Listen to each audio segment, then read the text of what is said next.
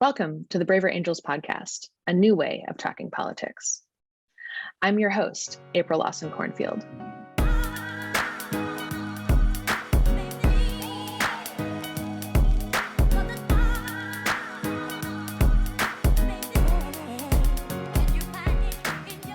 And I'm joined today by Randy Liaz and Eduardo Andino. Welcome, guys.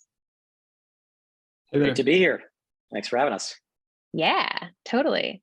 So as you know, I do a monthly podcast where we try to bring in some of the voices that are, I think, underrepresented in both our work and in the bridging movement more broadly.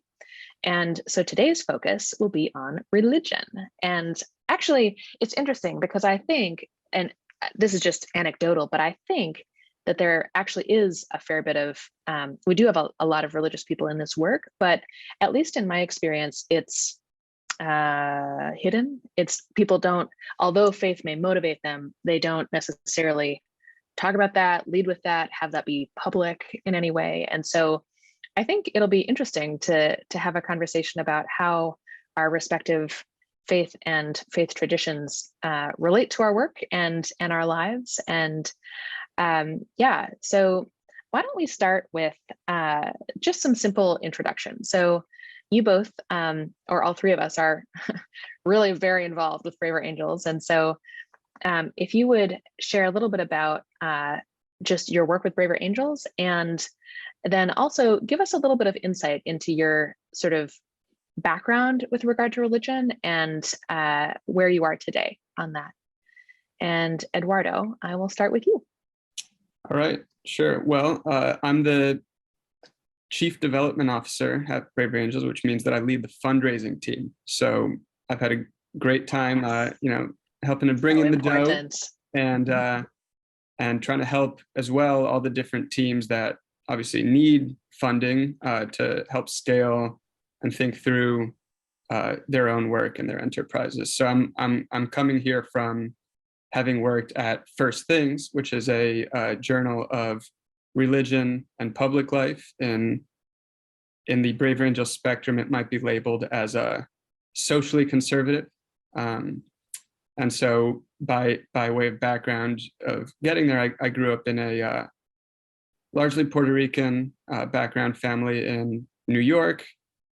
So Catholicism was my birth religion, and something that over time I came to take with deeper seriousness and conviction as I began doing more reading and exploring and becoming older and wizened and more mature. Yes, Eduardo is also secretly the Braver Angels National Staff stand-up comedian. So I apologize in advance for any puns or other shenanigans that come out in this conversation. But thanks. Randy, how about you? Yeah, so my role at Braver Angels is with events and partner engagement. And so I've been working with the organization since about 2017 and really have been involved in a variety of aspects of the organization. One of the things that I have loved about my involvement with BA is that my kind of religious background or cultural background, more accurately, I would say, has been able to be integrated. So I was raised in a Jewish family in the Northeast, also in New York, on Long Island, where I was surrounded by lots of other Jews like myself. And my spirituality or my journey has largely been one of really lack of faith. I decided when I was young that I was an atheist, or really what I call myself is an agnostic atheist Jew. And that does confuse some people because I would say I am functionally atheist, right? That's how I live my life, with the assumption that I am not answering to a higher power. I'm answering to my fellow human beings, right? That's the way I feel my morality is really generated. But the way my mind works, I really am unwilling to rule out something like the existence of God. And so technically you might consider me an agnostic, but I also call myself Jewish because culturally, and I think that this is the case for a lot of Jews who are secular in their lives, but culturally they really do value Jewish heritage, culture, ethnicity. And so that's definitely something that I take as a big piece of my identity. And I have embraced it in ways that really do intersect with the religion itself, right? Because every year I do a Passover Seder where I, invite all of my friends, especially the non-Jewish ones. And I really try to focus on the lessons that Passover has for us. One of my favorite ones being that we don't relish the suffering of our enemies. And this actually comes up a few times in the Seder. Also, just the idea that the suffering anywhere in the world for any people should be experienced as suffering for ourselves. So it's I would say a universally humanistic kind of credo that is reinforced. And, these ideas, I think, really intersect very strongly with my involvement with Braver Angels. The idea that we shouldn't be demonizing one another, right? Even if we are so vehemently disagreeing and even feel victimized by someone else, we should always try to see their perspective in something and see, if I were in a similar circumstance, would I feel the same way that they do? And so those are some of the lessons that I feel so strongly. So yeah, that's kind of my religious background, so to speak. Yeah, wonderful. Thank you. I really appreciate that. And I'm going to share here also because I represent a different sort of religious point of view than either of you. Although it's an interesting blend in some ways of both of you, which I'll explain. So so in terms of what I do with Braver Angels, I run the debates program and just play a variety of other roles here and there. And like you, Randy, I've been around since 2017. And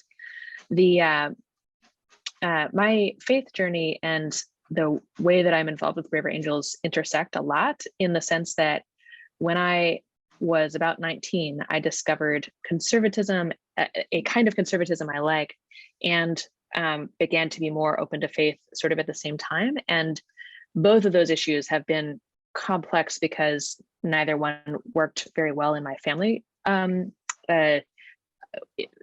guess because they were so different from my family of origin. So I was raised atheist and in a very evangelical Christian place. And although I have a much more nuanced and probably proper view of the evangelical world now, at the time I really didn't like it. And because we were the only sort of non-churchgoers around and felt pretty ostracized because of that. And so it was not natural to me to think of religion as a source of bridging until much later in life. So in college, like I said, I met a different kind of religious person, the kinds of people that I admired, just the way that they carried themselves and the way that they approached the world. And then in 2014, I had a religious experience that convinced me that God is real. And it was the sort of thing where I knew that afterwards I would either, rather than it being one of these things where I tried to believe or tried not to, it was the sort of thing where I would have to actively close my eyes to not see that God is part of the world. And so I then spent about a year trying to figure out what to do about that. And I spent time in lots of religious spaces. Eventually, I decided that the way that I perceive God, the right response is worship, as opposed to like becoming part of or aligning with, which would be a more Eastern way of thinking.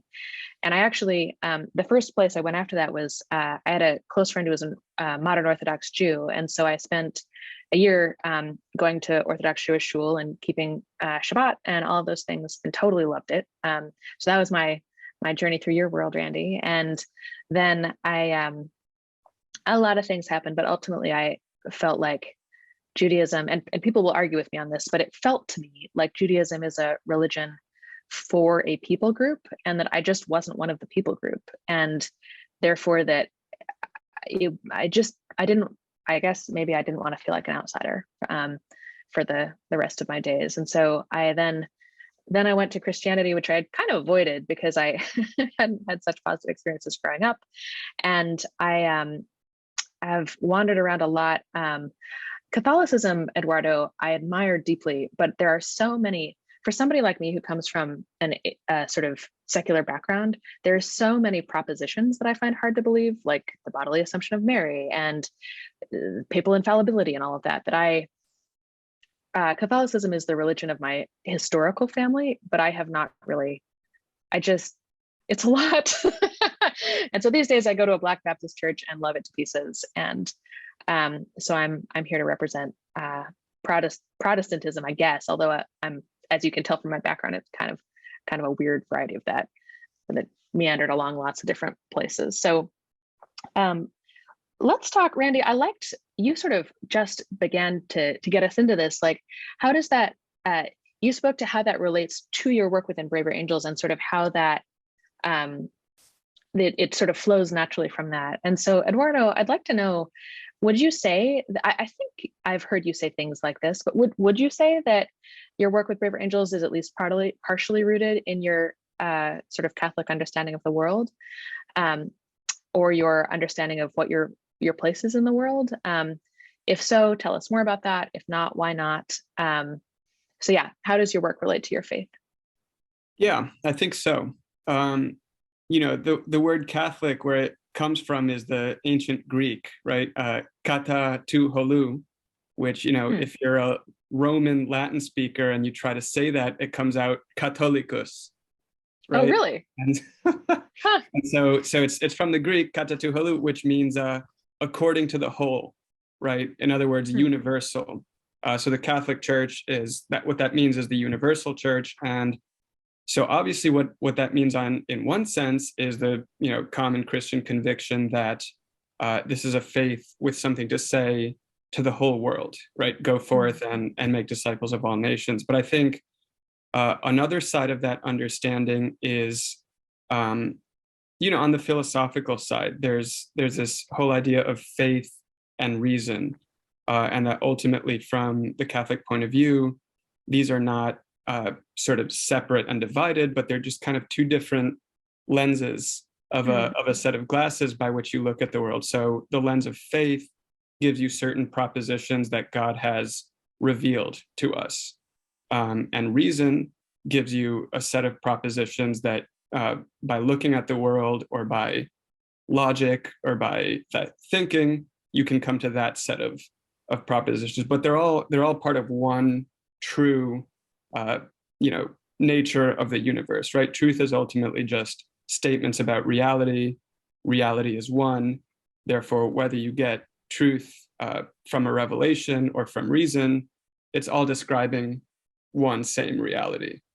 So how does that relate to Braver Angels? Well, I think there's a fundamental optimism in Catholicism that truth, you shouldn't fear truth, or where it comes from, right? So just because you might believe Catholicism or something else to be true, if someone from some other tradition has a good insight, builds or paints something beautiful, right? That's truly beautiful.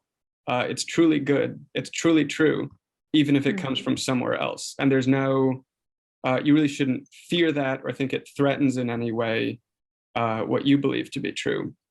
And so you can sort of welcome and gladly assimilate everything that's good, everything that's beautiful from traditions outside of your own. And I think that's a really important premise for approaching the work of Braver Angels. So, red, blue, whatever your approach to Braver Angels might be,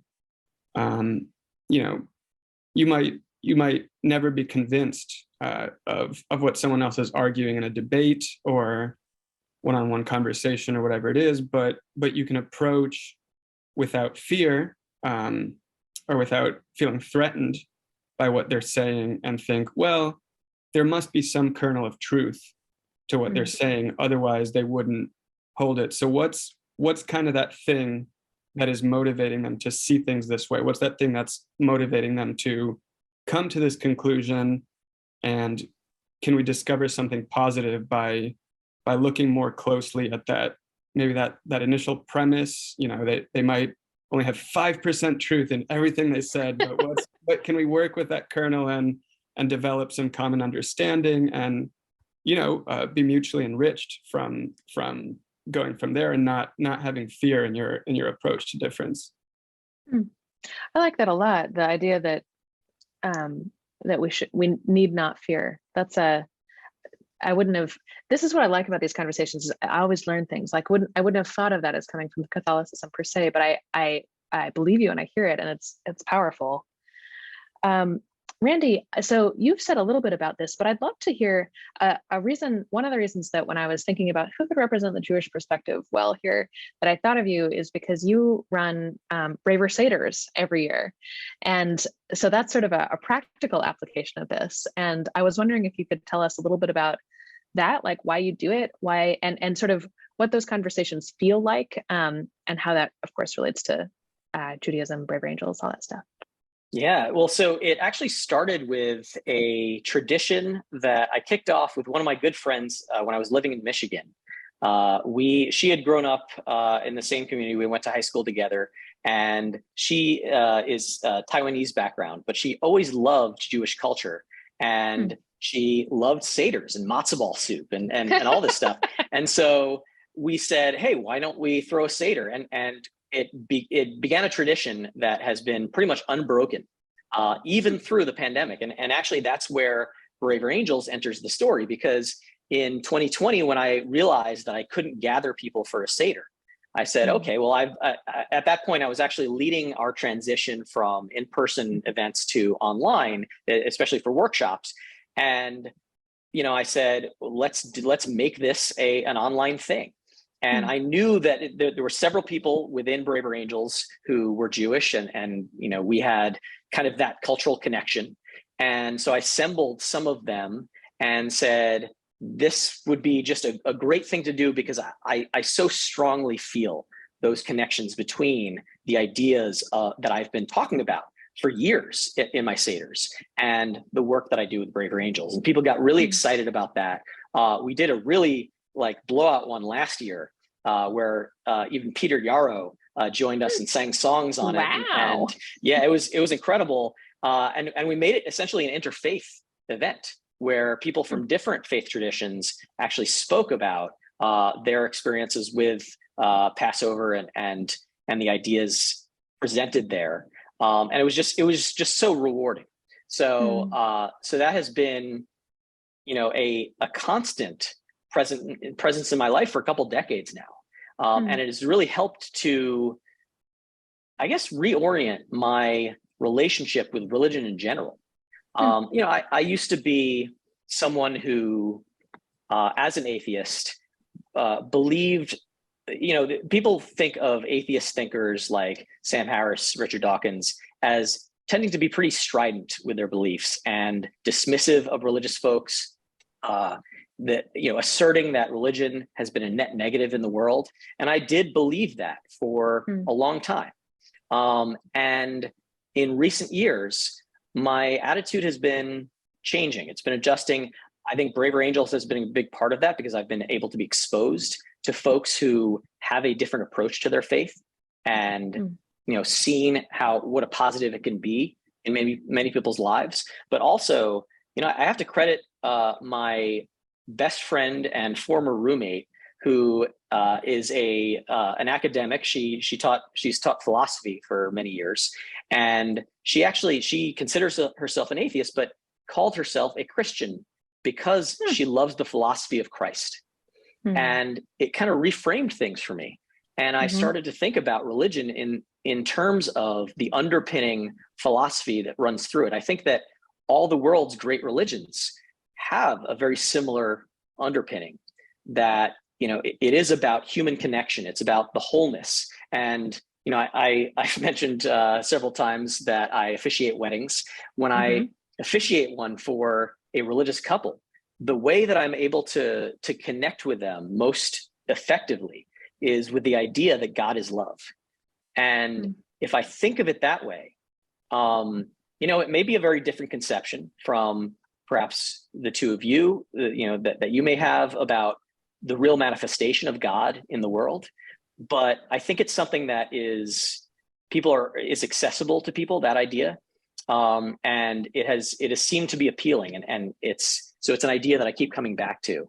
And then the one other thing I wanted to mention, I have been having a conversation with this woman, Catherine, who reached out to me and really wanted to understand atheists, because I had written something to that effect, that, expressing that I didn't have belief, and she wanted to connect with her sibling, who was not in her faith tradition, which, she was raised in a very religious community. And we've been having this ongoing conversation, which has been fascinating. And one thing that she said recently was, I was asking her about, how spirituality and the idea of God is manifest in her world. And one thing that she said was that it can be seen in art and music and our acts of creativity. And that was really appealing, because I think, Eduardo, you were saying this, like a work that somebody does that has beauty to it, right? Can be truly beautiful to everyone, regardless of what they believe, behind that. And it links with the idea that, so I read this book, God and Anatomy, that talks about literally the physical manifestations of God in scripture that especially have been emphasized in the past. And it talked about inspiration and respiration. It talks about the breath of God, right, being infused in people. And the idea that respiration and inspiration are, and the word spirit itself, right, those are all linked. And that is how, someone who may not be religious can still connect with the idea of spirituality, that sort of inspiration that helps to connect us and helps to relate. Because, we at Brave Angels, we talk all the time about our personal stories and how they help us relate. And I think it's the same thing with our creative exploits, right? Art, music, etc. They help us connect, even if across cultures and across beliefs. Wonderful. Yeah, what you're saying about, I learned that the etymological background of the word inspiration, that I think it comes from inspirare. I don't know how you pronounce Latin. I'm like you, Eduardo, not all of us speak Roman, Greco, Latin, whatever. But I learned that it means breath, and have always loved that. And actually, what you're saying reminds me of one of the aspects of, I have always found, I guess, some of my answer to this question from a sort of deeply spiritual, have been in lots of religious places, am now a Protestant position, is that I think you said something to this effect, Randy, that, like, for me, the idea that God is in other people, and in even the people that I find totally inscrutable, totally wrong, all of that is really important to my involvement in bridging work. And it's also, frankly, one of the reasons that I think I ended up where I did, is that I need words like child of God, or I need something like that to be able to capture the holiness that I see in other people, that are then what drive me to try to reach them, whatever that takes. And so I really like the way that you're sort of filling that out and articulating that for us. I had one follow-up, since satyrs do matter so much to you, which is, so first an observation and then a quote I want to run by you. So when I was I love Shabbat. When I was going to Orthodox services all the time, and keeping Shabbat, which for people who aren't familiar, involves a bunch of things that you abstain from. So you abstain from turning on lights, you abstain from writing, anything that can be defined as work for a 24-hour period, sundown to sundown. And the interesting thing is that the way that they define work is based on an old rabbinical understanding of what it would take to build a temple. So building a fire, right, relevant to building a temple. That's why you don't turn on lights, because it's the same as starting a fire in some way. Or carrying things, you have to carry things to build a temple, and so you don't carry things around on Shabbat. And what I remember noticing is that for all that, and forgive me, Eduardo, I promise I'm on your team, but for all that the Christians say they keep Sabbath and don't work on Sabbath, I found that Shabbat did a much better job. At the point that like we cannot work on Sabbath, but I can spend my whole day texting my friends rather than interacting with the people I'm physically present to. I guess for me, I found the Jewish Shabbat much more opening of space for actual like communion with other people, essentially. And see, there's that word communion. I really do think some of these words are important. And so my question for you, Randy, is it's about sort of the Jewish emphasis on community that shows up through seders and other things. David Brooks, my old boss, once said to me, and I think he said this in print, I'm not sure, that he was in a moment of spiritual exploration in his life. And so he was going to Jewish services and Christian services and lots of things. What he said is that you will see more sincere, heartfelt faith at an evangelical or Protestant service than you ever will at a Jewish service, but you will see more heartfelt faith and spirituality at a Seder than you ever will at a Christian service. And so I'm curious just to hear you react to that. So his argument is essentially, I can say it again if it's confusing, but basically that there's a lot of sanctity in Seders, and that is like intricately tied to lifting up the community in that way. So thoughts?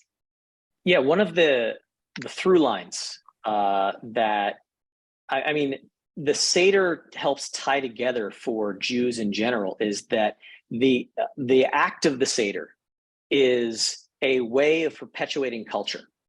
It's literally the commandment of the Seder that you must pass these words on to your children, right? And it is strengthening of culture, and I think that that having such it's like a solemn duty, right? And especially for people who have been threatened, right? Mm-hmm. That we have been threatened with extermination, in multiple times in our history.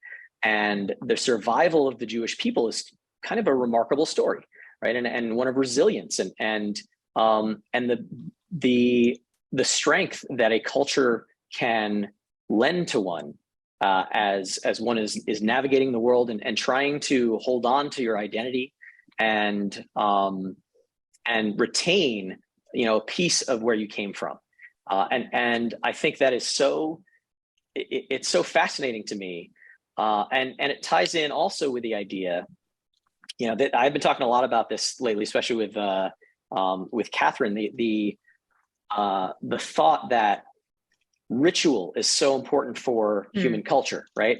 Regardless of if there's religion or not involved, right? And so I think that some atheists may resent the fact that ritual in general, yearly ritual, right? That the pagan stuff that to use to mark the seasons, atheists, I think many feel like that's been co-opted by religion, right? And I could see, some merit in that idea, but I think that it's still something that is so powerful that helps tie together communities, and that we as human beings crave. As a social species, we need those rituals to tie us together, and each religion has come up with their version of that. And so she was asking about things like Festivus and the Church of the Flying Spaghetti Monster, which the very first wedding that I did was under the auspices of that church, right? Oh my. And people, their first reaction to that is that it is mocking religion. And while it's true that FSM started as satire of the idea of teaching creationism in public schools, it also has coalesced as a legitimate community. And there are countless weddings and other kind of rituals that people wear colanders in their head, apparently a lot in Australia, as a mark of affiliation with the Church of Flying Spaghetti Monster, because people, they want to be accepted into a community. And that's so important. And that's something that I think that religions in general have played that role. And I think that's very important for us as a species. Thank you. Yeah, totally. So Eduardo, I want to turn to you and also get into a bit of the practical side of this, because so I am aware of two instances in which some of the folks I work with in Braver Angels were approached by Catholic communities that they were either part of or adjacent to for help bridging political divides that were tearing up the Catholic community. And so in one case, I think actually in both cases, it had to do with masking in Catholic schools and perhaps vaccination requirements in Catholic schools. And I'm just curious, like, how you have seen political divides show up within the Catholic context and sort of how that plays out. Well, one thing I'll say is that I think much to our detriment, the Catholic Church in the U.S. has been totally taken into the political partisan divide, such that you have conservative and liberal Catholics, which Right. I think they're categories foreign to the Catholic way of thinking ultimately. But one way to actually look at this well is through the body that's called Catholic social teaching, which is how the church has, responded to questions of, social, political makeup of communities. And one of the things that really emerges there is that it doesn't fit neatly in liberal or conservative paradigm as defined, in today's discourse. So just to go through the very obvious and easy examples. Conservative Catholics have a real easy time with the abortion and marriage sort of side of Catholic social teaching. But there's this whole part of the tradition around concepts like the just price, right? There's What's that? So just price is just the idea that our economic activity, it's not just scientific. In other words, there are moral choices involved in how we undertake economics, and one of the ways to crystallize all that is the idea of just price theory, that there's actually a just price, and maybe in a market sort of ideology setting, you might think, well, the market price is the just price, or the price that we agree to in a contract is the just price. And the Catholic tradition actually has never agreed with that. In fact, it's been very, very contrary to that, such that the concept of the just wage is, I think, the one that you will hear the most in the context. Very often in the liberal Catholic context brings up this idea of a just wage over and against the sort of conservative, more free market oriented sort of ideology. And so it manifests itself in that liberal Catholic mold. But just wage is just an integral part of that fabric of Catholic social teaching. And I think one of the threads by which it's all tied together is the idea of human dignity, which is grounded in the fact that we're made in the image of God. So we're not God, we're separate from God, but we've all been made by God, and therefore have some mysterious essence of holiness and dignity to our being. So what does abortion have to do with a just wage? It's the fact that we're made in the image of God, that the fetus and the laborer both deserve a certain kind of response of love from us as a social community. But I think that ability to see that as an integrated fabric is hurt by the conservative and liberal divide, and by Catholics sort of giving into the temptation to go into those different camps. I think one thing that's very important that the church contributes in the context of depolarization. Randy, you hinted, I think, at some of it with the idea of ritual. And I think what ritual is ultimately connected to is the fact that our most important allegiances are pre-political.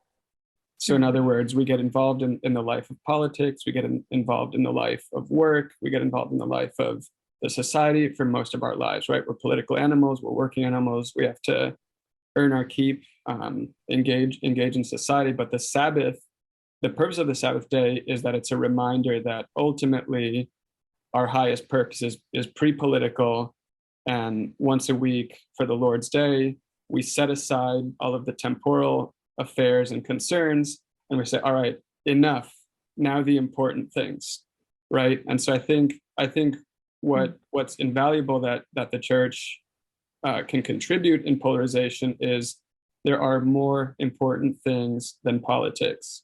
And to the degree that we throw ourselves so strongly into our partisanship that we forget that, we lose sight of ultimately what's most important. Wonderful. Yeah, I think that's incredibly important. And I like the sort of lifting up of the idea of human dignity as part of that, that like what is important is really it's concepts like that and realities like that then we have to try to create policies that are appropriate to those truths. But yeah, thank you. That's a wonderful, wonderful idea. So my I think we have time for at least one more question that I'd like each of us to answer, which is how I have found that almost every sort of perspective that I have hosted or interviewed on in this podcast series, almost I believe that every group of, so to your point, Eduardo, about the whole, I think that one of the many reasons that it's important that we come back together a bit and like have all the voices that are in our society contributing to its choices is that there really are truths that each group holds sort of more closely than perhaps others in society do. And so my question for you guys is, and I think that applies to our bridging work. So my question for you is, what could the rest of us learn about bridging from your tradition? So you've actually both sort of been speaking into this question throughout this conversation, but I want to give you a chance to name either a particular practice or sort of something sharp and crystallized that the rest of us could sort of take away and say, well, you know, I care about bridging and I care about the work that we're all involved in. And I really want to learn more about this this particular tradition offers. And so, Randy, I'll start with you, and then Eduardo, and then I have to answer, which means I get the most time to think. So, Randy, you're first. Yeah. So, first of all, I want to say that because I am not a religious Jew and I haven't really studied scripture extensively, there are various kind of cultural sources that I draw from to, that inform my understanding of what Judaism is all about. One of them is a really interesting book that was written by one of the friends of my brother, who happened to be a speechwriter for Moshe Alabama, named Sarah Hurwitz. And she wrote this book called Here All Along about her reconnecting with her Jewish identity and faith. And it really spoke to a lot of the things that I think secular Jews have experienced, a little bit of the alienation and lack of understanding of really what that faith is all about. My brother definitely said that he felt like Hebrew school was a lost opportunity because it never really connected the stories that we were studying from the Torah to our actual lives and the lessons that we could take from that. And I think that Sarah actually re-examined those ideas and made it a lot more accessible. One of the things that she did connect me with is the idea when you were talking about the Jewish Sabbath, how it really disconnects people from a lot of the tasks that they have. And Eduardo, your idea about reconnecting with what's truly important. I mean, when we actually turn off our phone and we're actually able to connect directly with our fellow human beings, it reinforces that that's what's really important, our relationships, which is very much what informs Braver Angels. But also something that she elucidated was, it's usually seen as two images of God in the Bible. The Old Testament is the vengeful and angry God, and the New Testament is the forgiving and loving God. And she kind of exploded that notion because the Old Testament God is, if you look at it in different ways, it really does focus on the idea of human redemption and the idea that of concern for all of us. And I think that one concept that I have really wrestled with, probably the biggest thing that separates me from people of faith, is I don't believe in the idea of evil. I don't think it exists. This is something that is really controversial, even among atheists. They, many of them say, "What are you talking about?" And they give examples of historical figures, and how is this person not evil, right? And I think that human behavior is a function of experience, circumstances, lots of other things, but there's I can't find a place to fit the idea of evil in there. And one thing that I think is really reinforced, as I mentioned, in the Seder idea, that we shouldn't rejoice in the suffering of our enemies, that the potential for redemption is universal. Regardless of somebody's past, we should always hold out the idea that there can be redemption. And in our secular society, we definitely focus on punishment for acts rather than rehabilitation and the search for redemption, right? We seem to center the satisfaction that a victim gets at seeing someone else suffer, rather than the idea of real rehabilitation and reintegration of someone who maybe did a horrific thing back into society, where they can have a positive influence on others around them, rather than being a drain of resources and a likely recidivist person who goes right back into the criminal justice system. So I think redemption absolutely really needs to be centered. I think it's the best of religion. And where I think religions might go wrong is veering too much into judgment, and that if we can let go of that, that would be a really positive development. So if you'll forgive me for saying so, that's all this emphasis on redemption feels a little bit Christian to me, Randy. But I love it. Totally agree. Eduardo, what do you think? Well, I think going on one thing Randy said, in the Catholic tradition, and this goes back to Augustine and thinkers like that, evil isn't so much something substantial as a privation of good. So, God creates the universe, and we see in Genesis, God saw that it was good, right? And so there's this idea that being, existence, creation is good. And so evil, sin, it's not so much, its own thing as actually a privation of good. So there might be a little more overlap there in what you're saying about evil not existing, even if that's not how, I would express it. The other point you mentioned was this idea of Old Testament, God of judgment, New Testament, God of mercy. Well, that's what was in the early church, kind of the Marcionite heresy.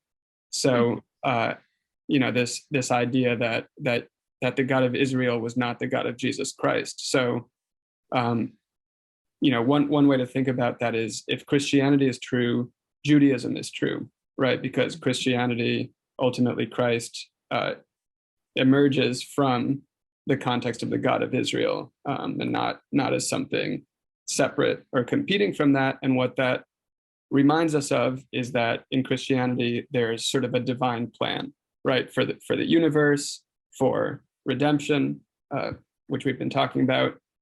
And that plan not only spans the Old and the New Testaments, but it spans also just thousands of years. And I think it's a real important thing for people of faith to keep in mind in the bridging context, that when there's sort of a long-term plan that God is unfolding, ideally no individual thing that happens, in the news cycle or day to day or in an election or in the country is really that big a deal, because it's ultimately just sort of a small thing within a really big plan. And you can sort of step back, look at the bigger picture, and know that everything's okay. Gas might be $5, but we're going to be okay.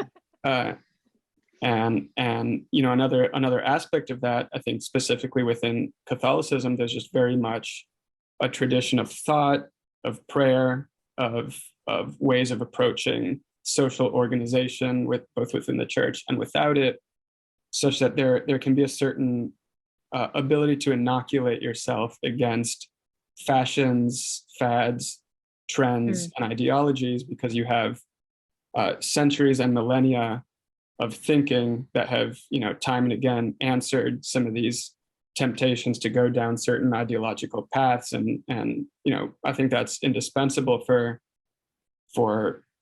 our society, which is so driven by the latest outrage, the latest headlines, to have something a little more lasting to anchor yourself in, and not be susceptible to taking this or that temptation to panic or to activism or despair or whatever it might be. Wonderful. Yes, thank you. Once again, I love probably just because I'm like kind of a religion nerd, but I really appreciate what both of you are suggesting here. And the interplay is interesting too. So I think the thing I would add is sort of brief, which is that from my sort of complex religious journey and where I'm at now, the thing that I think I've seen people act out in a religious context that I wish they would do more, and that I think would support the bridging movement more generally, is just remembering that people are, well, first of all, I'll say, I definitely think evil is real. I definitely think it's a real thing. So there is, the three of us can debate that later. But I think that I've seen people remember and stay attuned to the fact that people are spiritual beings, that they are fallen, and that they're holy, which means that when you look at another person, there's all this stuff going on, right? They're going to make mistakes. And actually there's a lot of relief in the idea that everybody's going to make mistakes, because it means that none of us are immune, but also all those other bad people, we're not fundamentally different. At the end of the day, there's nothing that a person could do, sort of to your point, Randy, to put them past the point of redemption, or that we could say that makes us higher than them.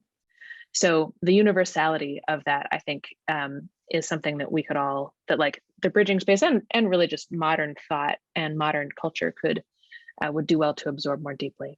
So that is our time for today. And so I just want to thank you both for being here and sharing your wisdom with us, or the wisdom of your traditions, at least, if you won't accept the compliment directly.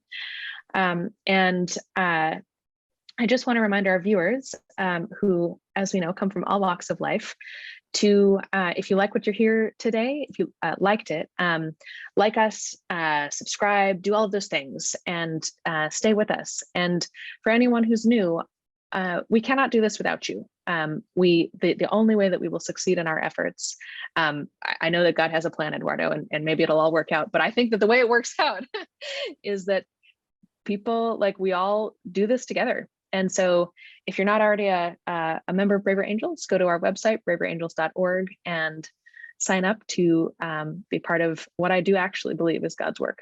So thank you both so much, and we'll see you next time. Thanks for having us. All right, take care. You've been listening to the Braver Angels podcast, a new way of talking politics. Thank you.